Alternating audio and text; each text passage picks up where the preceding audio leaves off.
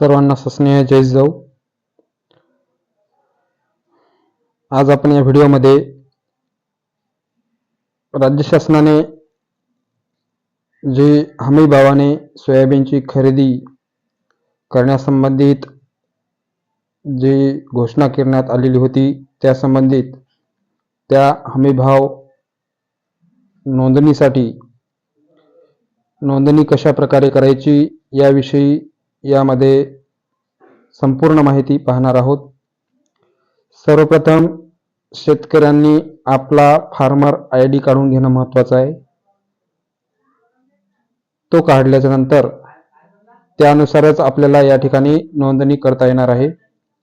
आणि तुमच्या मोबाईलमध्ये आपण आपल्या मोबाईलवरून सुद्धा नोंदणी करू शकतो. ती कशा प्रकारे करायची ती या ठिकाणी पाहणार आहोत. आपल्या मोबाईलमध्ये ई समृद्धी नावाचं जे ॲप आहे ते ॲप या ठिकाणी डाउनलोड करून घ्यायचं आहे. त्या ॲप डाउनलोड केल्यानंतर तुम्हाला त्या ठिकाणी मोबाईल नंबर टाकून OTP टाकून या ठिकाणी लॉग इन करायचं आहे. लॉग इन केल्यानंतर तुम्हाला अशा प्रकारचा इंटरफेस दिसेल. इंटरफेस दिसल्यानंतर त्या ठिकाणी तुम्हाला प्रिव्हियस रजिस्ट्रेशन या ठिकाणी दिसेल. या ठिकाणी आपल्याला आपला मोबाईल नंबर टाकायचा आहे. मोबाईल नंबर टाकून या ठिकाणी हा कॅप्चा टाकून द्यायचा आहे. सुरुवातीला कॅप्चा टाकल्याच्या नंतर तुम्हाला सबमिट बटनवर क्लिक केल्यानंतर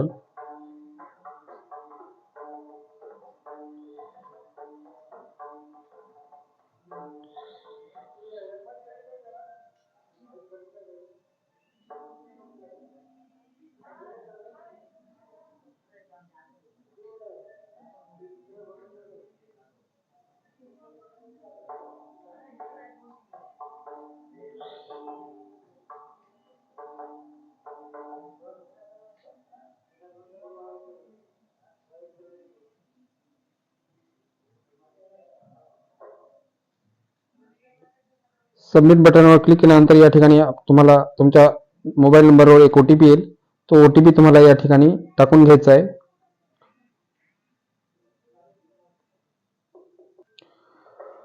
OTP टाकल्यानंतर या ठिकाणी असा इंटरफेस दिसेल. प्रोव्हिजनल रजिस्ट्रेशन म्हणजे तुमचं पाठीमागे जे नाफेडला काही नोंदणी वगैरे किंवा काही माल वगैरे दिलेला असेल तर तो या ठिकाणी दिसेल. त्यानंतर तुम्हाला रजिस्ट्रेशन करायचं आहे. रजिस्टर या ॲपवर तुम्हाला क्लिक करायचं आहे. रजिस्टर या ऑप्शनवर त्या ठिकाणी या ठिकाणी तुम्हाला दिसेल register save as per AgriStack and Aadhaar KYC details. ॲग्रीस्टॅकवर तुम्ही फार्मर आयडी काढलेली आहे त्यानुसार आणि आधारच्या KYC नुसार तुमचं या ठिकाणी रजिस्ट्रेशन होणार आहे. हे रजिस्ट्रेशन करताना तुम्हाला तुमच्या मोबाईलमध्ये ई समृद्धी ॲप आणि जे आधार फेस ऑथेंटिकेशन करायचं जे ॲप आहे ते दोन्ही ॲप असणं आवश्यक आहे. रजिस्ट्रेशनच्या वेळेस यामध्ये स्टेट तुम्हाला निवडायचं आहे.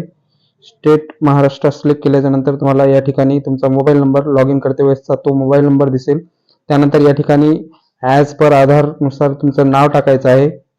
त्यानंतर या ठिकाणी आधार नंबर टाकायचा आहे. आधार नंबर टाकल्याच्या नंतर ॲज पर आधारनुसार या ठिकाणी तुम्हाला क्लिक करायचं आहे.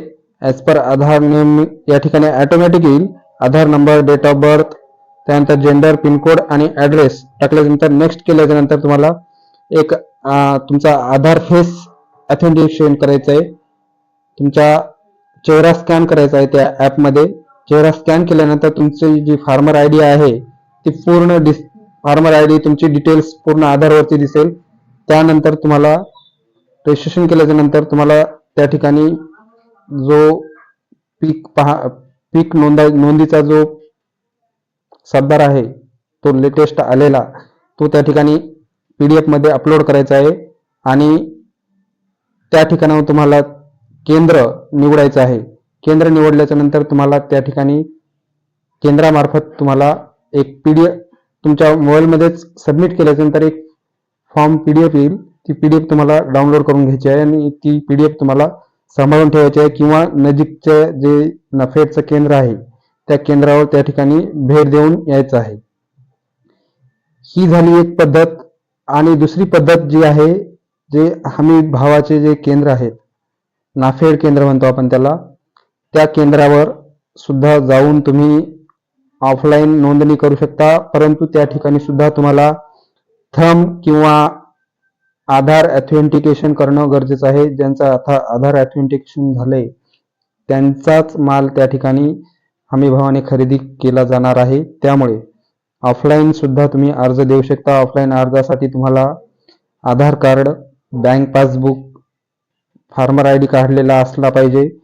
त्यानंतर तुमचा जो मोबाईल नंबर आहे तो त्या ठिकाणी द्यायचा आहे. सामायिक क्षेत्र असेल तर सर्वांचे आधार कार्ड आणि एक संमतीपत्र सुद्धा द्यायचं आहे. आणि त्या ठिकाणी स्वतः व्यक्ती सुद्धा लागणार आहे. आधार कार्ड, बँक पासबुक, सातबारा होल्डिंग, जी सातबारा पाहिजे, सातबारा अशी पाहिजे की त्या सातबारावर तुमचा पीक पेराची नोंद आलेली पाहिजे या वर्षीची. त्याचबरोबर बँक पासबुक अशा प्रकारचे कागदपत्र घेऊन तुम्ही जवळच्या हमीभाव केंद्रावर जाऊन सुद्धा नोंदणी करू शकता. ही नोंदणी सुरू झालेली आहे. अशा प्रकारे आपण आपल्या सोयाबीन या पिकाची हमीभाव केंद्रावर नोंदणी करू शकतो.